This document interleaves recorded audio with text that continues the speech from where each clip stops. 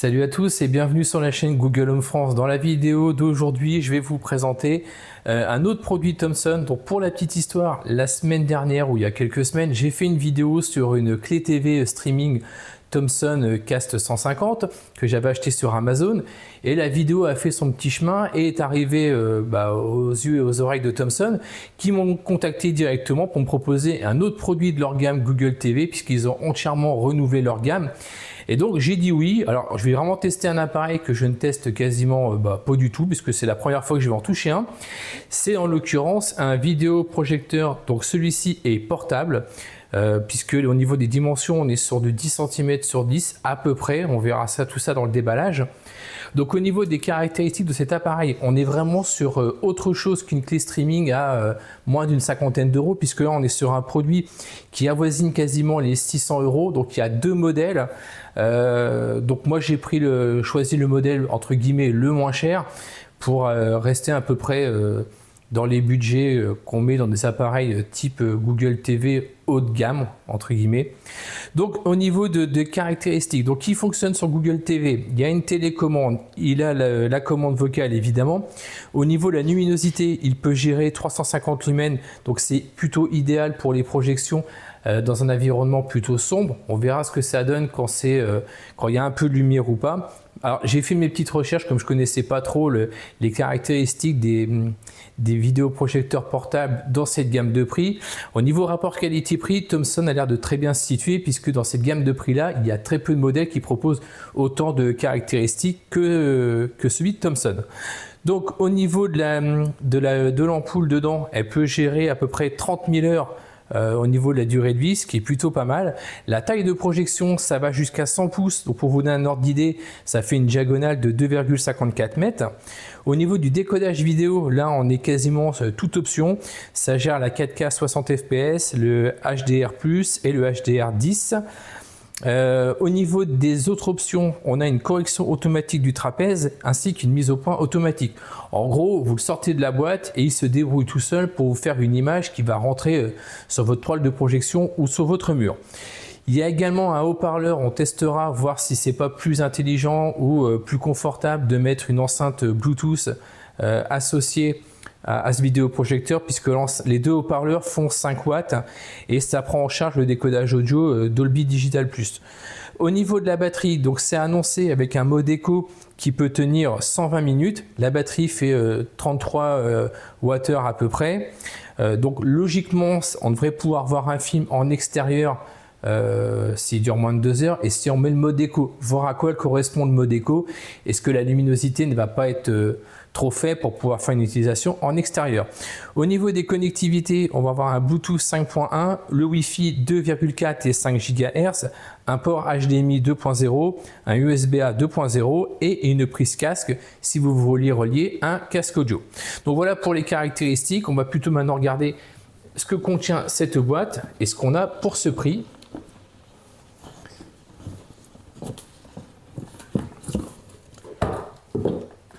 Donc déjà, petite surprise, la sacoche qui est offerte avec, vu le prix, on peut s'attendre. Alors c'est rigide. Au niveau du transport, on a une poignée. Ça a l'air vraiment super costaud. On peut mettre ça dans une valise, ça craint pas grand chose à première vue. Et le design est plutôt sympa avec le petit macaron Thomson dessus. Donc je suppose que dedans on va retrouver le vidéoprojecteur. Donc le voici. Alors effectivement c'est vraiment tout petit. Donc ici on va retrouver les différentes sorties. Donc alimentation en USB-C, un port IR donc pour la télécommande, un port HDMI, l'USB et la prise casque. Donc on retrouve bien tout ce qui est annoncé sur les caractéristiques. Ici on a les systèmes d'anti-patinage pour bien caler, la petite poignée transportable. Donc ici des pavés tactiles pour pouvoir commander. Donc on a un bouton de navigation, un bouton power et là un bouton retour. Donc voilà. Au niveau de l'alimentation, donc c'est coincé dedans, il y a un petit scratch. Donc ça je vais le retirer. Ah ben non, je vais le garder, l'adaptateur. Ah non, donc c'est tout bon. Donc voilà le boîtier, il s'alimente comme ça en USB-C, qui sert aussi évidemment de câble de charge, j'imagine, pour charger la batterie. La télécommande, donc la télécommande qui est rétroéclairée. Donc on voit pas tout de suite, on essaiera de voir dans la vidéo ce que ça donne dans le noir. Avec des fonctions assez simples. Il n'y a pas beaucoup de... On a juste les raccourcis d'application, la commande vocale, le switch de profil, le menu paramètres, le pavé de navigation, le bouton Home. Et ici, j'imagine que c'est pour la correction et le calibrage du vidéoprojecteur. Alors, j'ai pas vu de câble USB-C. Je vais continuer mon petit tour. Des fois que le câble soit caché quelque part. Il y a une pochette secrète.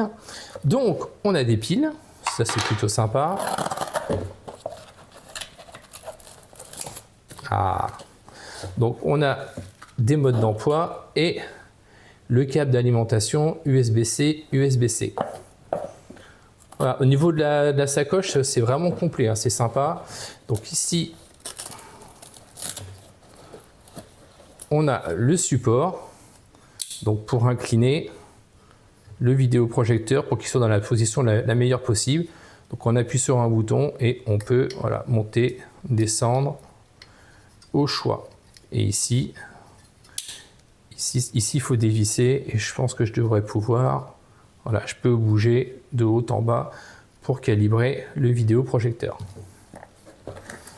Voilà, donc l'étui de transport est vraiment super sympa, quoi. Ça risque rien, c'est hyper bien protégé dedans. D'ailleurs, je vais tout remettre puisque chez moi, je ne suis pas équipé pour vous montrer tout ça. J'ai pas de toile de projection, j'en ai pas encore reçu. Je vais aller plutôt faire ça dans la famille, quelqu'un qui a une toile de projection, qui a un vidéoprojecteur haut de gamme. Et puis déjà, je vais pouvoir comparer ce que ça donne un projecteur haut de gamme, donc qui est dans les 2000 € par rapport à un modèle comme ça qui est nomade, voir la différence d'image et voir ce que ça donne. Voilà, on se retrouve pour la suite de la vidéo. Donc là, je ne suis plus chez moi, je suis allé chez mon frère qui a un équipement home cinéma avec un vidéoprojecteur et une toile de projection. Donc je vais prendre son matériel et je vais pouvoir tester avec vous directement le vidéoprojecteur de chez Thomson. Donc au niveau de la configuration, j'ai dû ajuster l'image. Je vous montrerai tout à l'heure comment j'ai fait pour la mettre vraiment au niveau de la dimension de la toile. Pour ceux qui ne connaissent pas l'interface Google TV, ben en fait c'est assez simple. Ça reprend des applications de streaming que vous avez, une application type Netflix, YouTube, Disney+, Prime Video. Vous pouvez en installer évidemment puisqu'il y a le Play Store. Vous pouvez installer toutes les applications de streaming que vous possédez afin de pouvoir faire votre séance de cinéma tranquille. On verra aussi tout à l'heure que sur le vidéoprojecteur, on a également une sortie HDMI et également une entrée en USB. Donc j'ai testé, on peut brancher un disque dur dessus, on peut lire de la 4K. J'ai ramené une clé USB pour faire un petit test, ça devrait fonctionner aussi. Donc l'interface, ben voilà, Google TV, j'ai installé mes applications, j'ai logué mes comptes. Si vous voulez voir plus sur Google TV, il y a pas mal de vidéos sur la chaîne où j'en dis un peu plus sur l'interface. Mais là, on va plutôt s'intéresser au vidéoprojecteur. Donc il y a eu des modifications dans le système Google TV, évidemment, pour l'adapter à un vidéoprojecteur. Là, les sources d'entrée, c'est ce qu'on retrouve sur les téléviseurs également Google TV. On peut modifier les sources d'entrée. Donc, si je clique dessus, voilà, donc j'ai l'écran d'accueil Google TV ou l'HDMI 1 si c'est relié. Donc là, il n'y a rien de relié, donc il va chercher, mais il ne va pas trouver. Donc, je vais sortir. Alors, on appuie 2 fois. Au niveau des paramétrages, donc l'image, c'est ici qu'on va surtout travailler pour la luminosité. Donc là, je suis en mode standard. Donc à savoir que là, je suis dans une pièce, c'est pas nuit noire totale. On a tiré un peu les stores et les volets parce que dehors, il y a un grand soleil. Donc voilà quand même la luminosité au niveau standard, ce que ça donne. En luminosité pure, je suis en standard. Si je passe en automatique, vous allez voir que l'image va un peu s'assombrir. Je ne sais pas si ça se voit à l'écran. Et j'ai également un mode éco, le mode éco qui sera conseillé vraiment sur l'utilisation en mode batterie. J'ai fait des tests dehors. En mode éco, on devrait pouvoir tenir 1h30, 2 heures. En mode standard, on ne peut pas approcher les 1 heure. Ça me paraît vraiment très compliqué, surtout si on tire sur de la 4K et sur de l'internet en même temps. La batterie en fait fond comme neige au soleil. Donc le mode éco sera vraiment privilégié dehors, enfin dans une pièce vraiment en noir total. Là, si je passe en mode éco, On va encore assombrir un peu plus l'image. Donc je vais repasser en mode automatique. Pour la vidéo, ça va être plus simple, voire même en standard. Voilà. Standard, on va vraiment la différence d'image. On peut personnaliser le niveau de luminosité. Donc là, je suis au max. Je suis déjà à 10 sur 10. Donc je vais retourner. Donc ici, c'est les modes standards qu'on retrouve d'image comme les télévisions actuelles. Standard, vif, cinéma, jeu, personnalisé. Et il y a un mode jeu. Là, on peut jouer sur la saturation, le contraste, la netteté, les gammas intermédiaires. Donc là, au niveau du grain d'image, on peut quasiment tout contrôler. Je vais retourner maintenant dans une partie qui est sur la télécommande pour pouvoir vous montrer comment j'ai ajusté l'image par rapport... Alors normalement, c'est semi-automatique. Alors ça marche plus ou moins bien. On est vraiment obligé d'adapter soi-même avec la télécommande pour que ça rentre vraiment au maximum dans le cadre et surtout comment on a incliné l'angle du vidéoprojecteur. Donc j'ai la petite touche ici sur la télécommande, ici, pour rentrer directement dans les paramètres du projecteur. Donc là, j'ai la mise au point. Donc là, il y a l'autofocus. On a un bouton sur la télécommande qui se charge de faire la même chose. Vous pouvez faire également une mise au point manuelle. Donc là, on va jouer avec la télécommande avec des flèches haut-bas pour jouer sur le focus. Voilà, je peux bouger. Donc je vais retourner. Au niveau du mode avancé, on a un mise au point au démarrage automatique et un mise au point automatique après un mouvement. C'est-à-dire que si je bouge mon vidéoprojecteur, il va recalibrer normalement l'image, surtout si je l'ai avancé ou reculé, il devrait me réadapter tout ça. Retour, alors correction d'image, c'est là que j'ai beaucoup joué en fait pour pouvoir justement adapter l'image le plus possible à la toile de projection. Ici, on a la correction automatique de la distorsion trapézoïdale, c'est-à-dire que en fonction de l'angle que vous avez mis de votre vidéoprojecteur, il va se caler pour que l'image soit vraiment rectangulaire et bien cadrée. Donc il y a un mode automatique, il y a un mode manuel ici. Vous voyez, je me suis servi des 4 coins pour faire vraiment les 4 coins de la toile pour avoir une image droite et qui remplit entièrement l'écran. Et pour remplir entièrement l'écran, je vais prendre la partie adaptation d'image et je vais faire au niveau du zoom. Là, je peux zoomer avant ou arrière pour agrandir au maximum. Donc, comment j'ai fait? J'ai d'abord fait le zoom pour pouvoir faire la plus grande image possible en fonction de la toile. Et après, j'ai fait la correction du trapèze et le repositionnement de l'image pour optimiser au maximum l'image. Donc là, si je fais réinitialisation de l'image par défaut, ça va tout couper. Je vais avoir une image en 100 pouces total. Donc, c'est ce que j'utilise quand je suis dehors. Ça prend un mur plein et je ne m'occupe pas du tout de savoir s'il y a un cadrage à faire. Le mur est largement assez grand pour faire 100 pouces. Donc là, il n'y a pas de problème. Le mode avancé, correction du keystone automatique au démarrage, ça j'avoue je l'ai coupé. Je trouve que c'est plus facile à configurer quand je coupe l'option. Alors c'est sûrement un choix. Après je vous avoue très honnêtement, je ne m'y connais pas assez en vidéoprojecteur pour savoir si l'option est indispensable ou pas. Moi j'ai juste trouvé qu'en la coupant, le paramétrage au niveau du cadrage était beaucoup plus facile. Il y avait beaucoup moins de retouches à faire. Donc voilà, ça c'est pour tous les modes de la correction. Alors on a un mode haut-parleur Bluetooth. Mode enceinte Bluetooth prêt. Donc, veuillez utiliser votre smartphone pour vous connecter. Donc si vous souhaitez, en fait, vous pouvez relier votre téléphone et vous servir du vidéoprojecteur comme une enceinte Bluetooth. Voilà, on a un code d'appairage qui s'allume. Donc je vais quitter, hein, je ne vais pas le faire non plus. Donc j'appuie 2 secondes sur le bouton retour. Mode enceinte Bluetooth désactivé. Donc je vais remettre l'accueil. On repasse en passage en mode Google TV.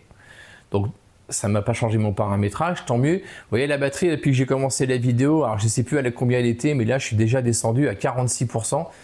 Plus on manipule le vidéoprojecteur et plus la batterie en fait, plus la batterie descend. Dans les paramètres avancés, on a le style de mode de projection avant, etc. La télécommande, on a l'alimentation de la télécommande, donc là elle est à 92% de batterie. Il y a des mises à jour qui vont peut-être se faire aussi. Et là, le sensor calibration, c'est pour calibrer, voilà, comme ceci, si vous avez un petit carré pour calibrer au maximum. Donc ça, j'avoue, je ne l'ai pas utilisé. Je me suis fait, voilà, par exemple, là, j'ai perdu mon réglage parce que je suis allé dans le mode calibration. Alors, je vous avoue que c'est pas... Je ne sais pas pourquoi ça fait ça. Donc, je vais reprendre ma correction d'image, la correction du trapèze, et puis je vais changer. Donc là, je vais décaler, je vais remonter ici. Je vais repousser au maximum. Voilà, je valide.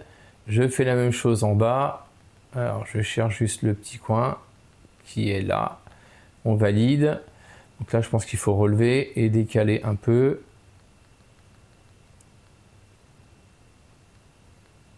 Voilà, et le dernier qui est tout là-haut. Donc je vais redescendre également celui-là. Voilà, pour le remettre. Ouais, donc là j'ai refait mon paramétrage, vous voyez, c'est assez rapide. Et là normalement je retrouve l'image comme je l'avais calibrée tout à l'heure. Voilà, donc ça c'est pour tous les modes de calibrage du projecteur pour faire la mise au point et tout ça. Tout est en manuel ou plus ou moins automatique.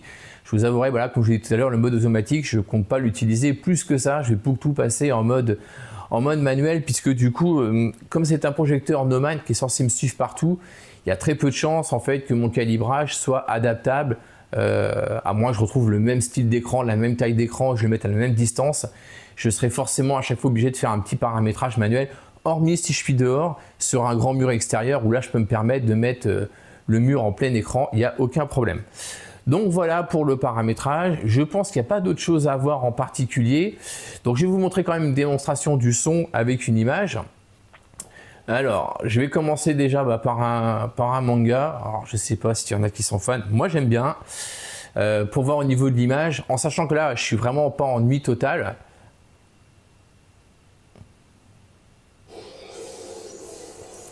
Donc voilà au niveau de l'image. Je ne sais pas si on va entendre. Au niveau du son, alors je vais faire une mise au point automatique.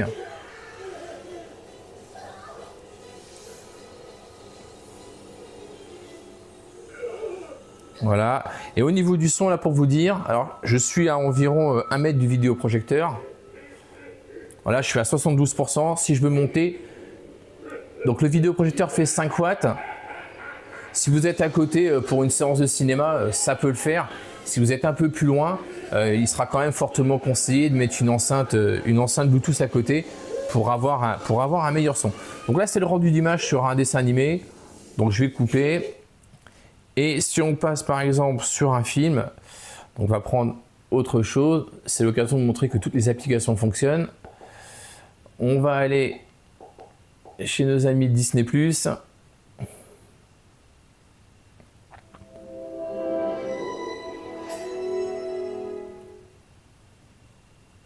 Donc pour la suite de la vidéo, je suis actuellement dans mon bureau et pour vous montrer un peu sur quoi je vais tester. Ici, j'ai un store, donc c'est un store connecté de la marque Switchbot qui est motorisé et en fait je vais le faire descendre pour mettre la pièce dans le noir et le store en fait est, le store est occultant et ça peut me faire une toile d'environ 50 pouces. Donc au niveau du recul, je dois avoir à peu près 3 mètres. Je devrais pouvoir avoir une qualité d'écran suffisante. Donc le but de ce projecteur, c'est bien d'être nomade. Donc si je veux mater un film dans le bureau tranquillement, ça doit être possible. Donc on va le tester tout de suite. Je vais assombrir la pièce, je vais fermer le rideau un peu plus et je vais mettre en route le vidéoprojecteur. Voilà, donc j'ai baissé mon store et donc effectivement, j'ai cette fois-ci un calibrage d'image qui a été tout à fait correct puisque je suis bien dans la dimension de mon store. Donc c'est très bien passé, pas comme hier soir, je ne sais pas pourquoi, mais en tout cas là, j'ai aucune configuration à faire, tout a été fait directement. Donc je vais naviguer dans le menu pour vous montrer eh bien déjà la partie application, puisque on a un port USB, j'en avais parlé quand j'avais fait le test sur le grand écran de chez mon frère. On a une partie USB pour pouvoir lire donc nos fichiers. Donc ici, je vais aller sur M-Player. Ici, donc j'ai bien mon disque dur Samsung Multimédia qui remonte avec tous les répertoires qui sont dessus et j'ai bien notamment mes films. Donc si je vais dans la partie films, je peux voir les films que j'ai téléchargés. Alors, on va mettre par exemple celui-là, Ballerina.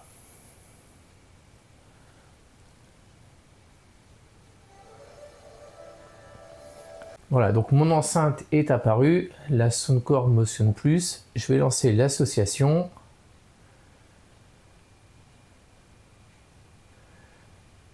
Donc là c'est pareil, hein, c'est une enceinte nomade, donc je peux déplacer en même temps avec le vidéoprojecteur.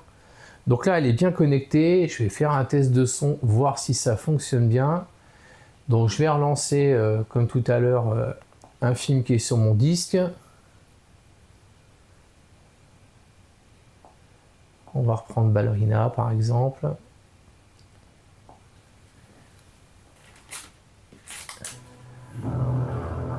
Voilà, donc là le son, effectivement, c'est vraiment meilleur.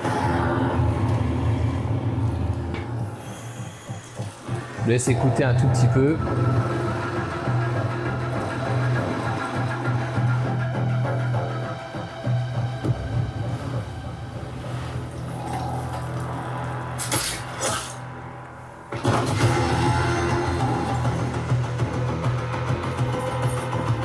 Donc voilà, donc pour la partie multimédia, c'est tout ce que je voulais vous montrer. Donc on peut lire sur des fichiers qui sont sur un disque dur ou sur une clé USB, quelle que soit la qualité, 720p, 1080p, 4K, tout est reconnu et visionnable directement sur ce vidéoprojecteur. Pour associer une enceinte Bluetooth, c'est pareil, c'est assez simple. Partie Bluetooth, on fait associer l'appareil et il faut bien penser à le mettre l'appareil Bluetooth en appairage pour que vous puissiez faire l'association. Mais voilà, une fois que c'est fait, tout ça fonctionne correctement. Donc voilà pour cette vidéo. Et pour conclure, il me restait à vous montrer dans la suite de la vidéo une projection sur la façade de ma maison, côté mur où il n'y a rien à part une fenêtre, pour vous montrer une image en 100 pouces, la résolution maximale de ce vidéoprojecteur, en condition encore nomade. Donc dehors, vous avez une soirée et vous voulez projeter un film ou des photos ou je ne sais quoi. Donc ça sera faisable directement en version nomade sur le mur de la maison. Et c'est ce que je vais vous montrer tout de suite.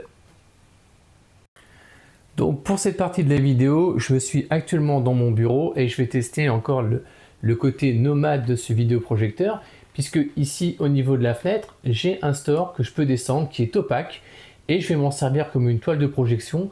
Donc j'ai regardé, ça fait à peu près l'équivalent d'un écran de environ 50 pouces. Donc je vais descendre mon store et je vais lancer le vidéoprojecteur pour voir si je peux me faire une séance tranquille dans le bureau. Voilà, donc cette fois-ci, je n'ai eu aucun souci pour l'adaptation de l'image. Ça s'est directement réglé comme il fallait sur la toile, enfin plutôt sur le rideau. Donc là, aucun problème, c'est directement configuré. J'ai fait aucune correction manuelle. Alors, je suis beaucoup plus proche que dans mon premier essai quand j'ai fait ça chez mon frère. Et là, à cette distance-là, donc je suis à 2 mètres, un peu moins de 3 mètres, 2 mètres 50 peut-être. Et là, en fait, le calibrage fonctionne super bien. Donc là, au niveau de la toile, je suis sur un écran à peu près, comme je disais en introduction, d'environ 10 pouces. Donc ça rend plutôt pas mal. Je peux vraisemblablement me faire une séance tranquillement dans mon bureau. Donc maintenant que je suis là-dessus, je vais vous montrer aussi, dont je vous avais parlé, la fonction multimédia en utilisant l'application qui est fournie avec le vidéoprojecteur. Donc il y en a d'autres sur le Play Store. Je vais d'abord tester celle qu'a mis Thomson avec, qui s'appelle IMP Lure. Donc j'ai mis une clé USB dessus, donc je vais aller dessus. Voilà, donc elle est ici. Donc j'ai mis 2 films, donc je vais bien voir. On va mettre celui-là en premier. Donc là on est sur du 1080p.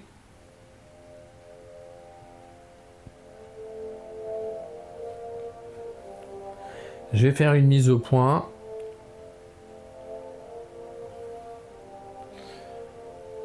Donc je suis désolé, je ne sais pas comment ça va rendre sur la vidéo quand je suis en train de filmer, mais honnêtement, là devant, l'image elle est top quoi. Donc le rideau occultant fait l'office d'une toile de la même manière que le vidéoprojecteur chez mon frère. Et là franchement l'image est vraiment parfaite. Donc je vais essayer un autre film, un animé cette fois-ci. Donc toujours pareil, hein, au niveau du son, là je suis encore sur les 5 watts du vidéoprojecteur. On essaiera d'appairer une enceinte Bluetooth nomade pour voir ce que ça donne, si c'est mieux, mais ça va être forcément mieux que les petites enceintes. Donc là, si vous êtes à côté comme là où moi je suis à 1 mètre de l'enceinte, c'est parfait, hein, on peut facilement suivre son film. Notre seul problème, les animaux nuisibles. Donc là, c'était le IM Player. Donc je vais prendre un autre. Alors par exemple, celui-là ne passe pas au niveau de l'audio, je ne sais pas pourquoi. Ouais, alors est-ce que j'ai du son? Il me met que c'est pas compatible. Alors leur lecteur, on peut avancer, mais c'est... Ouais, effectivement, j'ai pas de son. Bon, alors on va voir. Je vais passer par une autre application que j'utilise. Donc j'utilise évidemment Plex pour gérer mes films stockés sur un NAS ou un serveur multimédia. Mais là en fait, comme je vais passer par une clé USB, je vais utiliser Nova Video Player. Alors la particularité de cette application là, c'est qu'il y a un scrapper et en fait ça peut scanner les fichiers d'une clé USB ou d'un disque dur et me faire redescendre les jaquettes correspondantes. Là vous voyez par exemple, il m'a redescendu la jaquette de Dragon. Donc je vais avoir le résumé du film normalement. Je peux lancer la lecture 1080p 5.1, j'ai toutes les infos et ça redescend également le sous-titrage si vous l'avez pas. Et l'autre film, alors celui-là il n'a pas reconnu, donc je vais déjà voir si lui il passe au niveau du son.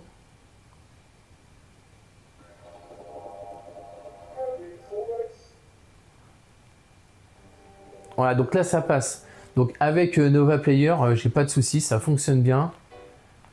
Donc je vais avancer.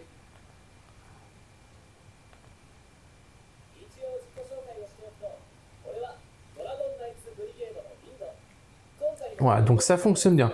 Donc voilà ce que je voulais vous montrer donc, dans cette projection très rapide. On va pas revenir sur l'image. De toute façon, je suis pas sûr que ça rende vraiment justice aux vidéoprojecteurs sur la façon dont je filme. C'est jamais évident de filmer un écran de projection quand on est chez soi. Le rendu n'est jamais vraiment très bon, mais très honnêtement, la qualité est au rendez-vous. Je voulais vous montrer aussi la partie son pour montrer qu'on pouvait associer une enceinte Bluetooth. Donc je vais aller la chercher et je vous montre ça tout de suite.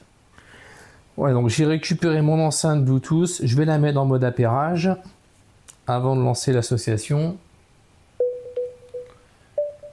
Donc on va aller dans Bluetooth, on va faire associer un accessoire et normalement il devrait me reconnaître mon enceinte. Voilà, donc là l'enceinte est apparue, je vais la connecter.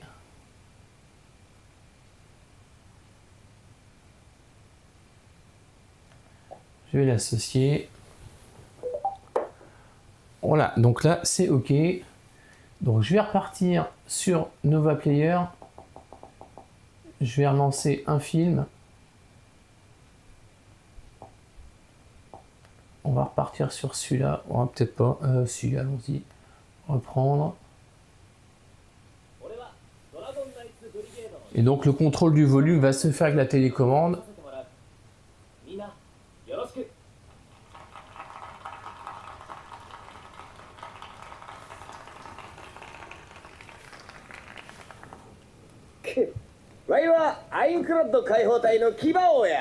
Ah, c'était pas le meilleur film. Je vais prendre autre chose. On va mettre Dragon plutôt.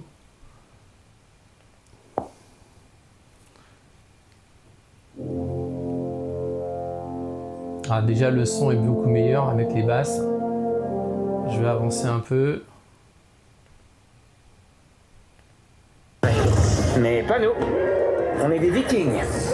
On ne fuit pas les batailles, on les provoque. Aaron, qu'est-ce que tu fais? Bonsoir. Rentre chez toi. J'y vais dès que je serai. Dans mon genre, comme toujours.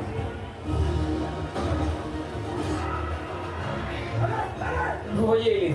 Voilà, donc ça fonctionne parfaitement. Donc là, je pense que j'ai fait à peu près le tour du vidéoprojecteur. Si vous avez des questions, il faudra me les laisser en commentaire si je peux y répondre. Et je vais conclure cette vidéo. Je vais attendre qu'il fasse un peu plus nuit dehors chez moi pour aller poser le vidéoprojecteur dehors, côté mur extérieur de chez moi, pour faire une projection à la taille maximum, donc 100 pouces sur le façade de ma maison, pour voir comment ça rend le soir en pleine nuit, mais le résultat devrait plutôt être sympa.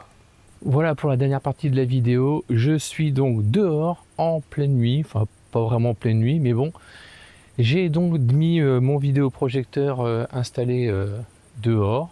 Alors là, je suis à une taille d'écran de 100 pouces. Je suis au maximum, donc je ne peux pas faire plus grand.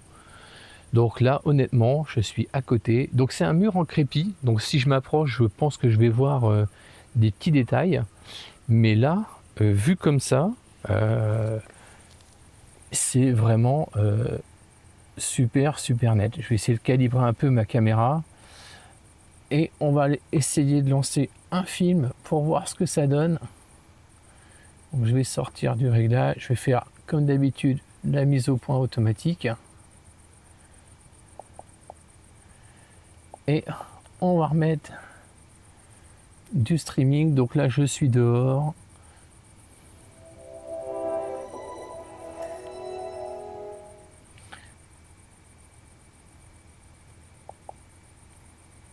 Donc pareil, hein, toujours pas de lag.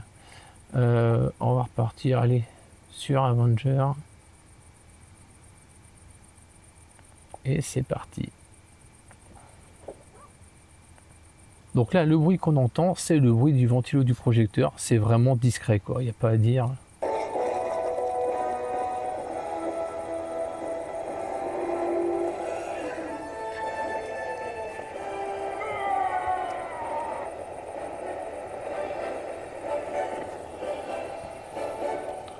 Allez, on va profiter des voisins.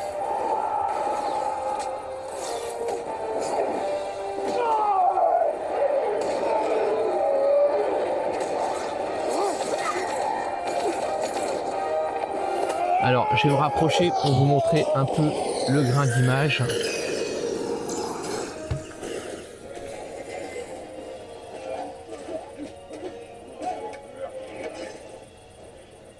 Non, non, donne-moi ça. Le petit suffit.